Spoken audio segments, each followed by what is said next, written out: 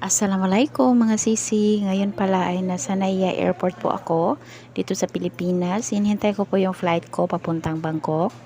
Yes po, babalik po ako ng Pakistan at connecting flight po yung biyahe natin. Cebu to Manila, Manila to Bangkok at Bangkok po papuntang Lahore, Pakistan. So nandito na po ako sa loob ng Thai Airways. Ito po yung sinasakyan ko papuntang Bangkok. At yun nga, dumating na po ako dito sa Bangkok Airport. Napakalaki po ng airport na to. Ayan. Ito po yun sa paligid. Ayan. Kita nyo naman po. Oo. So, ngayon yung mga sisi, dumating na po ako, lumapag na po ako sa Lahore, Pakistan na airport. Ang video po na ito ay kuha po ng asawa ko. Naghintay siya sa akin sa labas at kasama yung anak kong lalaki na si Yusuf. Ayan po. Medyo nakakaano lang kasi sa lahat po ng tao ako lang po ang hinian ng passport ng lalaking ito. Panira moment po.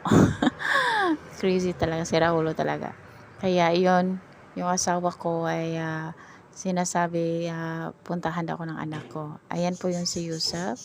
Oh my God, 10 months po kaming hindi nakita. Ayan po.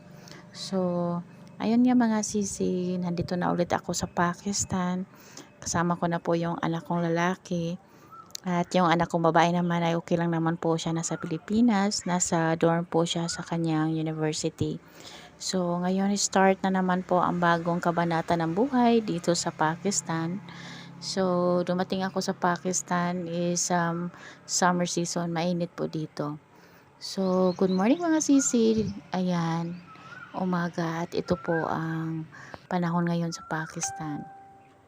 Medyo malikabok po ang bahay kaya tinanggalan ko po ng alikabok, naglinis po ako kinamagahan, nagpalit ng mga bedsheet, cortina at andyan po yung anak ko, nilabhan ko po yun kasi napaka-alikabok po talaga.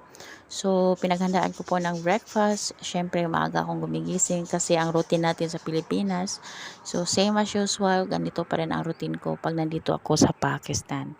So, simula po ito ng ating vlog. Magbabalik na po ang ating vlog mga sisi. So, ito na po yung buhay natin dito sa Pakistan. At yan. What you can say food? Beef roux. This is my favorite. So yummy. Yeah. And the rice. Yeah, your rice is very good.